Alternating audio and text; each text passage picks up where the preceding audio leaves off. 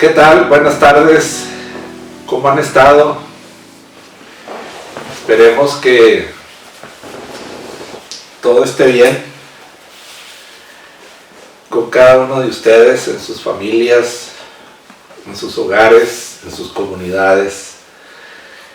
Y vamos a iniciar con una oración, con un texto del Evangelio de San Lucas, capítulo 5.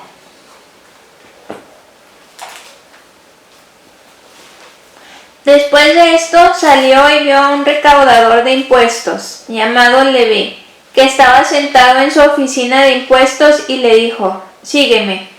Él, dejándolo todo, se levantó y lo siguió. Te damos gracias, mi Señor Jesús, porque un día tú nos miraste a los ojos a cada uno de nosotros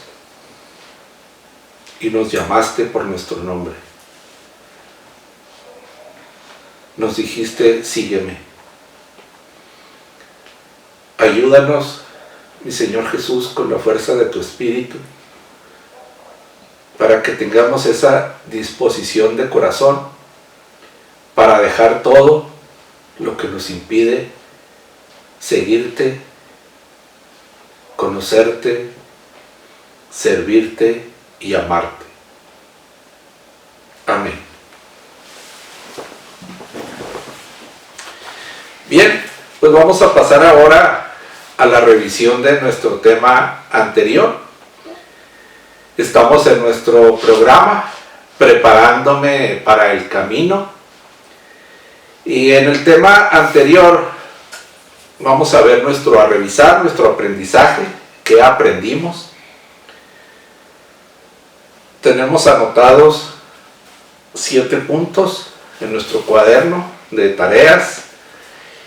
Y en el número 1 dice: aprendimos que somos discípulos de Cristo Jesús. Él nos capacita para ser apóstoles. Número 2, aprendimos que tenemos la misión de anunciar la buena nueva. O sea, compartir la experiencia de nuestro encuentro personal con Cristo. Número 3, aprendimos que discípulo y apóstol son inseparables. Son como las dos caras de una misma medalla. Número 4, aprendimos que debemos evitar los extremos. Evitar llenarnos de conocimiento y no ir a los demás. Evitar ir a los demás presumiendo que sabemos. Número 5, aprendimos que nadie da lo que no tiene. Número 6, aprendimos que en el camino de formación Cristo nos da el método. Vengan y vean. Juan 1:39. Y en el número 7, aprendimos que los aspectos fundamentales, según el documento de Aparecida, los aspectos fundamentales de la formación son 5. A ver, ¿quién me dice el primero? A ver, una persona que comente, a ver, una mano, a ver, ahí se está levantando una mano, a ver, sí, dígame. Ándele, sí, muy bien. Primero, el encuentro con Cristo. Dice Aparecida: todos debemos de partir de un encuentro con Cristo. A ver, otra persona que me diga el número 2, que surge después del encuentro con Cristo. Muy bien, ándele, muy bien. Estudió, se ve que estudió. Conversión, la conversión. En el número 3, ahí escucho una voz ya que se está adelantando, que es discipulado. Muy bien, número 3, el discipulado. El número 4, el cuarto aspecto fundamental. Exacto, muy bien, ándele, comunión. Aquí les quiero comentar algo. Dice el documento de Aparecida: no puede haber discipulado sin comunión. No puede haber. Hay personas que no quieren saber nada de la vida parroquial. no quieren saber nada de la vida de pequeña comunidad. Pero eso sí, quieren andar aprendiendo y dando y haciendo y yendo para allá y para acá. Recuerdo que el padre Navarro, cuando nos daba los cursos sobre el sistema de evangelización, el cine, él tenía una frase, una máxima. Él decía: todo a título de parroquia, nada a título personal. Vida de parroquia, vida de pequeña comunidad, y de ahí surge todo, nada a título personal. Y finalmente el quinto aspecto fundamental, por ahí escucho, muy bien, la misión, el apostolado, muy bien. Ahora vamos a pasar a nuestro octavo tema, que es la continuación del tema anterior, discípulo y apóstol, segunda parte, nuestro octavo tema. Muy bien, fíjese que terminamos la primera parte de este tema hablando del camino de formación del discípulo y acerca de cuál es el método para la formación.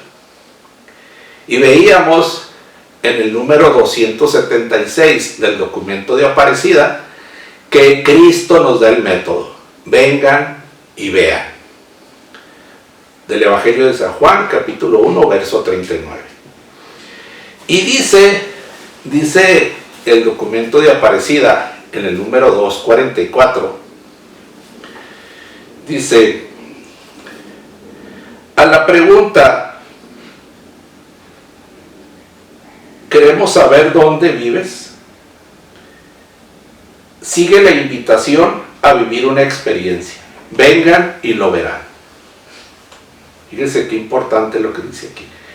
Esta narración permanecerá en la historia como síntesis única del método cristiano. O sea que no hay otro método. Este es el único método cristiano. Vengan y lo verán. Muy bien. Ahora, vamos a ver en qué consiste primero el método de Jesús. ¿En qué consiste? Bueno, muy sencillo. Jesús que mira a los ojos a la persona y la llama. Escuchábamos en el texto para la oración, Jesús iba pasando, mira a Mateo y le dice: sígueme. Jesús termina su predicación en la ciudad de Jericó, va acompañado de la multitud, está un hombre en un árbol, Zaqueo, y dice el Evangelio de Lucas, Jesús levantando la mirada, mirándolo, le dijo: Zaqueo, ven. Entonces el método de Jesús es muy simple, mira a los ojos de la persona y la llama. Segundo, Jesús habla al corazón de las personas. Ese es el método de Jesús, mirarte a los ojos, hablarte, llamarte por tu nombre y hablar al corazón de la persona. Muy bien. Segundo, ¿cuál es la reacción de los oyentes? Bueno, dice el documento de Aparecida, entre todo lo que contiene el documento, dice que los oyentes de Jesús, los discípulos sobre todo, quedan fascinados ante la excepcionalidad y la sabiduría de sus palabras. Se sintieron atraídos por la bondad de su trato, por cómo los trataba. Y se sintieron atraídos por el poder de sus milagros. ¿Por qué? ¿Por qué sucedió esto? Porque las palabras y las acciones de Jesús, las actividades de Jesús, correspondían al hambre y a la sed de vida que había en los corazones de los que lo escuchaban. ¿Cuál es el método ahora? ¿Cuál será en estos días el método que debamos seguir? La respuesta a esta cuestión la encontramos en la parte final del Evangelio de San Marcos. Vamos a leer en el capítulo 16. Cuando pasó el sábado, es el versículo 1 en adelante, María Magdalena, María, madre de Santiago, y Salomé compraron aromas para embalsamar el cuerpo, y muy temprano, en ese primer día de la semana, llegaron al sepulcro apenas salido el sol. Y se decían unas a otras, cuando iban caminando rumbo al sepulcro, dice, se decían unas a otras, ¿quién nos removerá la piedra del sepulcro? Obviamente era una piedra enorme, pesada. Dice, pero cuando miraron, vieron que la piedra había sido movida a un lado, y eso que era una piedra muy grande. Al entrar en el sepulcro vieron a un joven sentado al lado derecho, vestido totalmente de blanco, y se asustaron. Pero él les dijo, no se asusten. Ustedes buscan a Jesús Nazareno, el que fue crucificado. Resucitó. No está aquí. Este es el lugar donde lo pusieron. ¿No es cierto? Ahora bien, vayan a decir a Pedro y a los otros discípulos que Jesús se les adelanta camino de Galilea. Allí lo verán tal como Él les dijo. Bien, vamos a estudiar este texto y encontramos lo siguiente. Primero, para las mujeres que van al sepulcro, Jesús es un muerto. Y a un muerto, ¿dónde se le encuentra? En el sepulcro. Entonces, el sepulcro se convierte en el lugar que clausura la existencia de la persona. Termina su práctica, clausura su presencia en la historia. ¿Y qué es lo que van a hacer estas mujeres? Lo único que se puede hacer por un muerto, que es ungirlo, embalsamarlo, terminar el rito funerario que cierra el ciclo de la existencia humana. Este rito, si recordamos, había sido suspendido por la llegada del Sabbat, el día que muere Jesús. Pero luego nos encontramos en la narración con un sepulcro abierto y vacío. ¿Qué significa? Significa, mis queridos hermanos, que el sepulcro no será el lugar de encuentro con Jesús. Ese lugar, el sepulcro, no clausura, no termina la presencia de Jesús en la historia. Entonces, para encontrar a Jesús hay que salir hay que ir porque Él, que está ausente en el sepulcro, ahora está presente en Galilea. El lugar de encuentro con Jesús entonces cambia de sentido.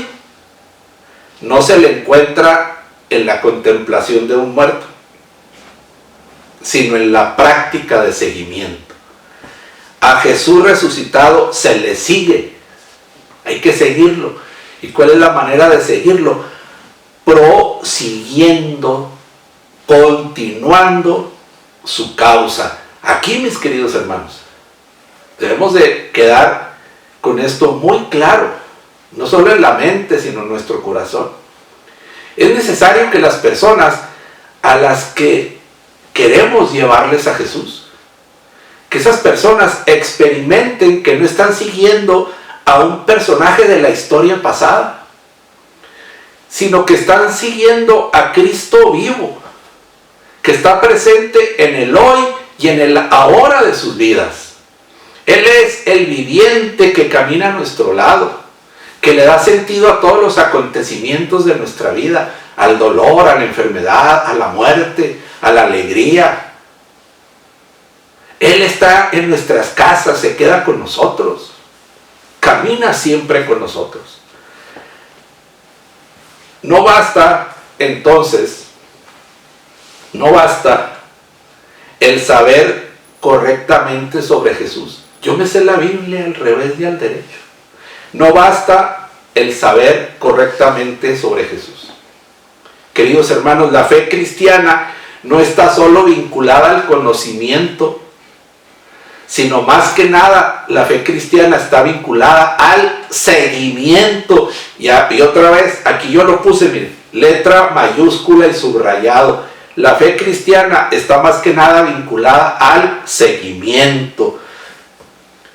Lo que decíamos en la parte primera, el tema pasado, no solo saber, no solo el hacer. Y este seguimiento, mis queridos hermanos, estudiando el texto de San Marcos, solo es posible mediante el retorno a Galilea. Hay que regresar a Galilea. Ese es el mandato a los apóstoles: regresen a Galilea. Este seguimiento solo es posible mediante el retorno a Galilea, que es el lugar preciso del seguimiento. No hay otro lugar. No lo podemos cambiar. Es el lugar preciso, exacto del seguimiento. Todo esto significa poner nuestros pasos en las huellas de Jesús. Quiere decir, mis queridos hermanos, que las palabras del ángel piden dos cosas: escucha y práctica. Esas son las dos cosas que exigen las palabras del ángel: escuchar y actuar. Ir a Galilea, allí lo verán. ¿Qué quiere decir esto? ¿Por qué ese es ahora el método del discipulado, del apostolado? Porque significa que usted y yo debemos hablar como Jesús, actuar como Jesús, amar como Jesús. Debemos hablarle a los que Él les hablaba, llegar a los que Él llegaba, tocar a los que Él tocaba. Ese es ahora el método. Váyanse a Galilea. ¿Y qué es Galilea? Donde Jesús actuaba, hablaba, tocaba, llegaba a la gente, sanaba, liberaba. Entonces ese es ahora el método, el compromiso que tenemos. Ir a Galilea, mis queridos hermanos, es también echar las redes. O sea, trabajar sin desalentarnos. Vamos a leer un pasaje del Evangelio de San Lucas.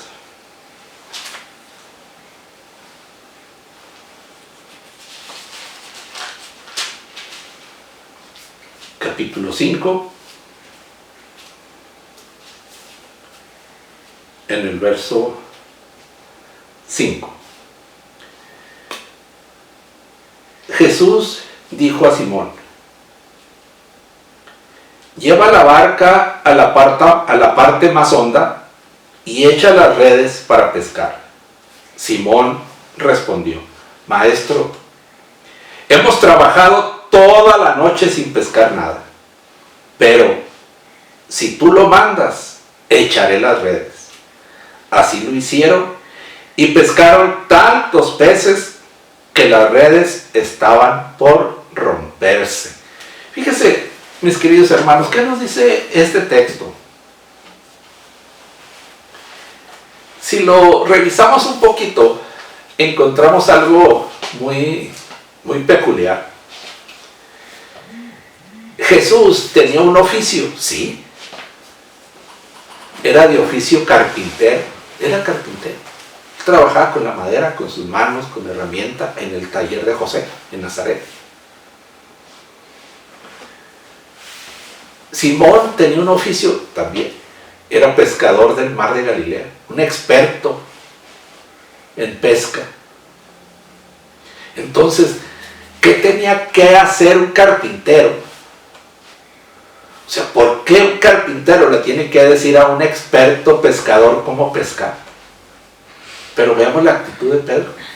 Maestro, hemos trabajado horas y horas sin lograr nada, pero como tú lo dices, lo vamos a hacer. Y el resultado fue asombroso. Fíjese, ¿cuántas veces hemos estado en esa situación? En nuestro discipulado, en nuestro apostolado. Señor Jesús, es que yo dejé de atender la catequesis, dejé de ir a los retiros de crecimiento, dejé de leer la Biblia porque no entiendo nada, no se me graba nada. Señor Jesús, es que ya no puedo, ya he trabajado tanto con este esposo, con este hijo, con esta hija, con esta persona, años y años, y no quieren entender, no hacen caso. Pero fíjese, veamos qué es lo que dice Jesús. Jesús no le dice, vuelve a pescar, le dice, lleva la barca a la parte, a esta parte del lago. Simón conocía el lago de Galilea a la perfección, ahí había nacido, ahí se había criado, ahí trabajaba. Otra vez, las palabras del ángel exigen escuchar a Jesús, eso es ir a Galilea, escuchar a Jesús y obedecerlo, oír y actuar.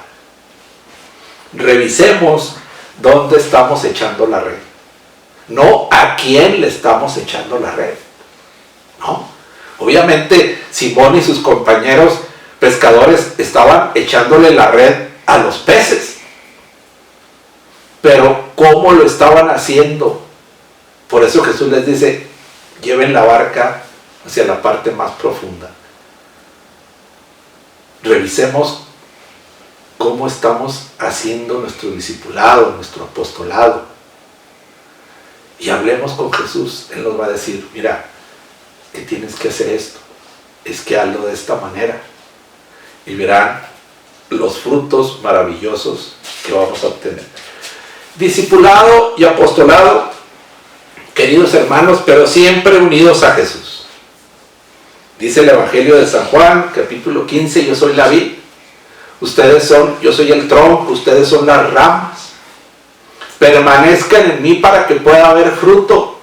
Sin mí nada pueden hacer. Todo a título de parroquia, nada a título personal. No, es que yo no necesito la comunidad, es que yo no necesito la catequesis, es que yo no necesito el crecimiento. Es que yo ya tengo, yo ya puedo, yo ya sé. Ahí es cuando empieza el yo y termina la vida parroquial. Todo a título de parroquia, nada a título personal.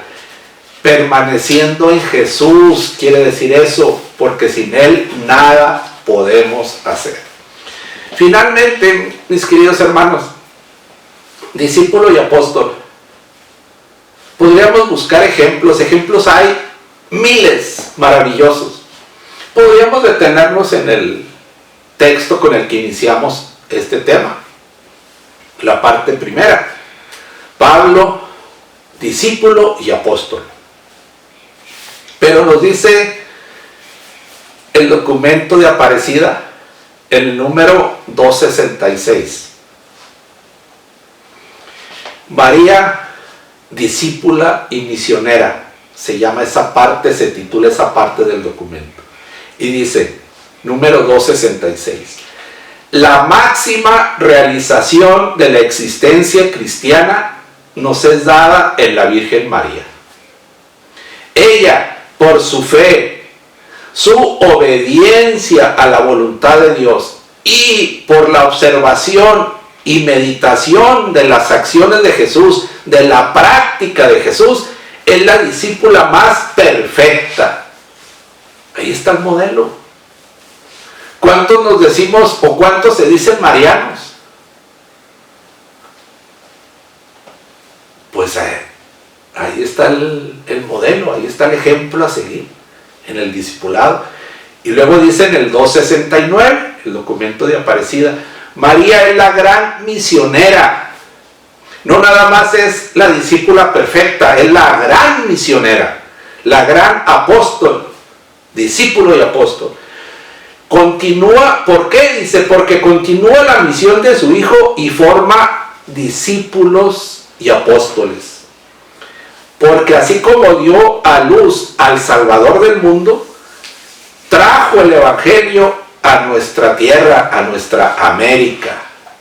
Muy bien, mis queridos hermanos, pues aquí terminamos este tema, discípulo y apóstol, y vamos a hacer una dinámica con la tarea que les encargamos. Esperamos que todos hayan hecho su tarea, y vamos a poner en una hoja todo nuestro discipulado, todo lo que hemos hecho de discipulado, una lista, todas las catequesis, los retiros de crecimiento, los temas que hemos escuchado, las conferencias, congresos a los que hemos asistido, teologías que hemos recibido.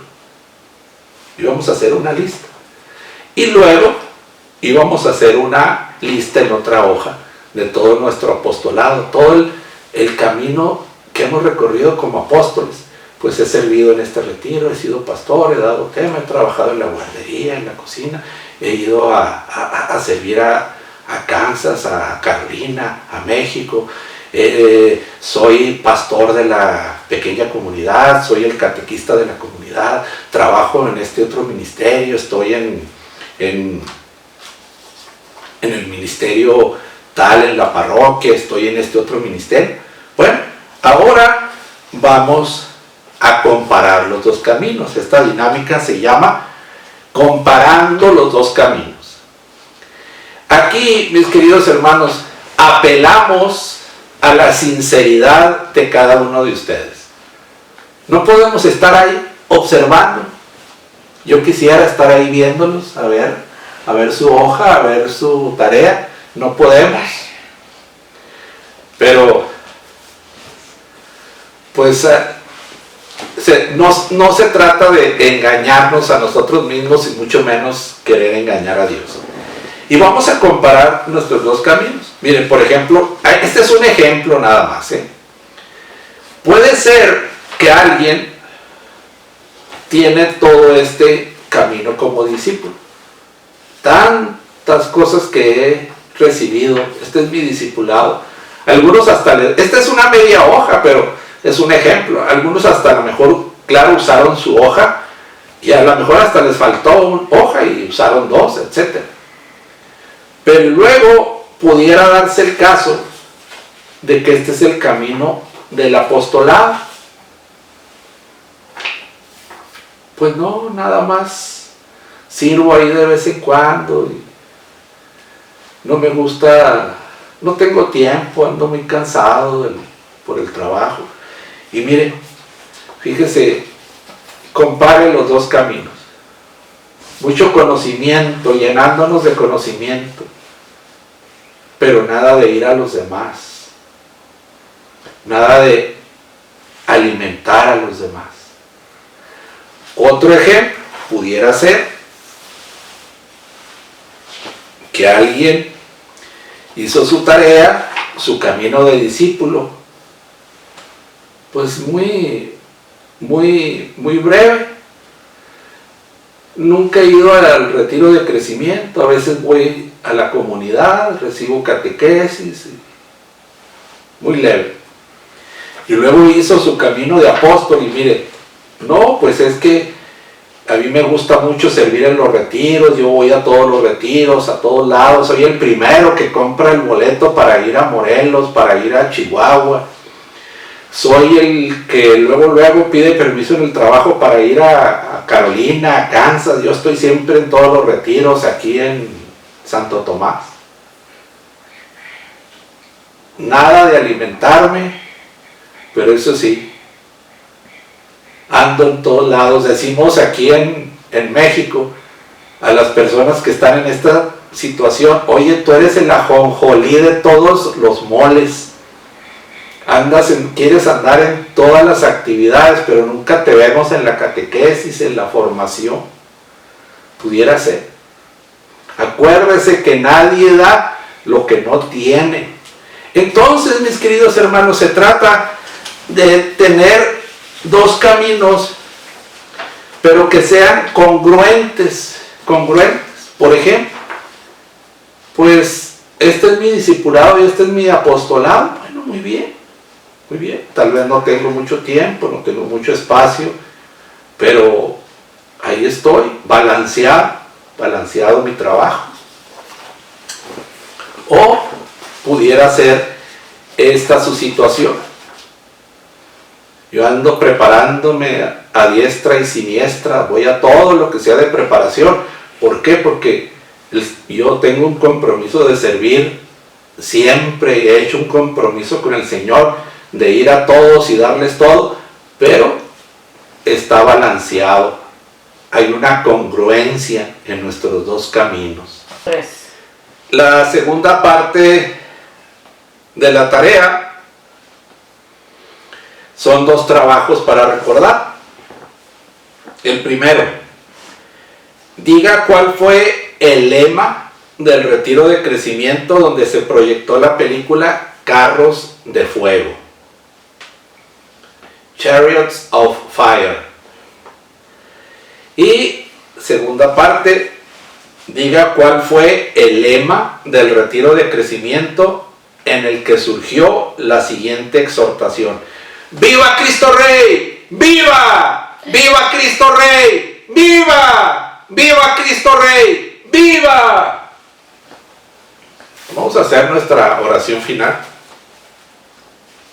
para pedirle a Jesús, el Rey del Universo, que un día nos miró a los ojos y nos llamó, habló a nuestro corazón y nos dijo: sígueme. Hoy te queremos decir, Señor Jesús, que queremos luchar sin desalentarnos, seguir caminando, seguir aprendiendo, seguir llevando a cabo tu obra, la práctica de tu vida, hablar lo que tú hablabas, tocar a los que tú tocabas, llegar a los que tú llegabas, amar a los que tú amabas. Ayúdanos, porque a veces es mucho el desaliento, porque trabajamos mucho y no vemos resultados. Ayúdanos a consultarte siempre en nuestro caminar, para que tú nos digas qué hacer, y danos un corazón obediente para no solo escucharte, sino obedecerte. Amén. Finalmente, la frase del día es una frase de un sacerdote jesuita. Van a decir que me gusta nada más leer o estudiar a los jesuitas. No, se ha dado así lo ha querido el Señor, que estas frases últimas las hemos tomado de jesuitas. Hoy tenemos una frase de un sacerdote jesuita mexicano,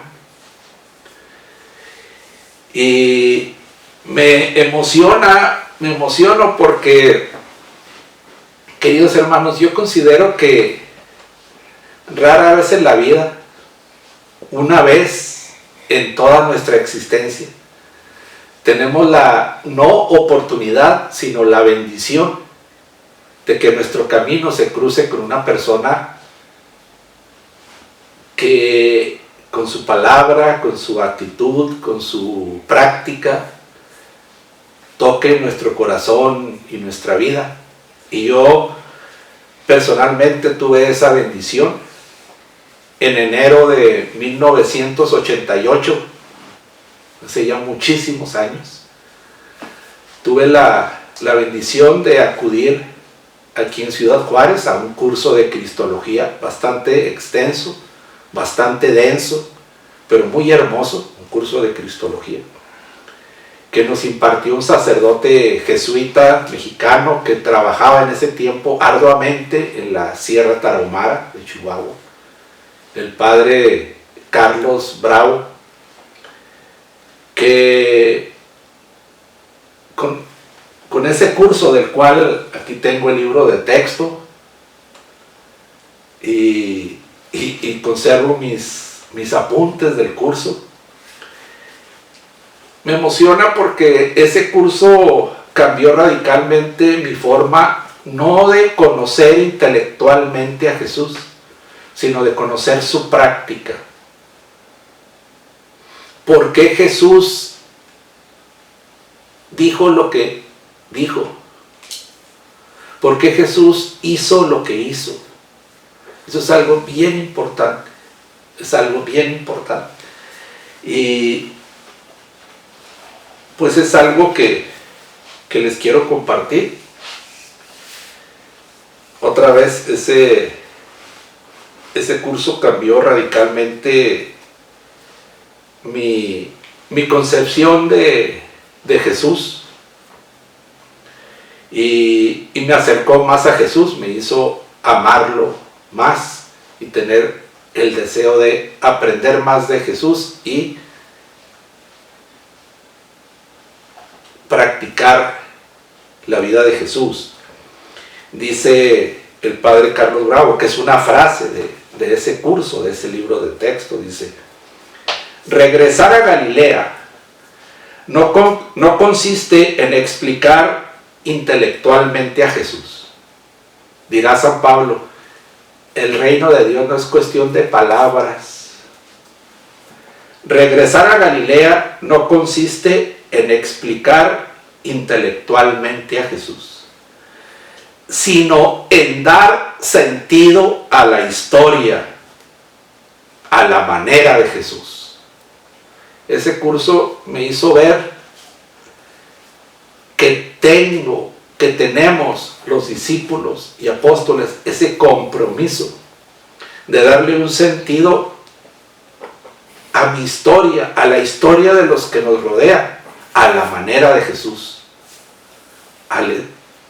con la práctica de la vida de Jesús. Regresar a Galilea no consiste en explicar intelectualmente a Jesús, sino en dar sentido a la historia, a la manera de Jesús. Que Dios los bendiga. Si Dios lo permite, nos vemos en 3 semanas. Hasta luego. Bye.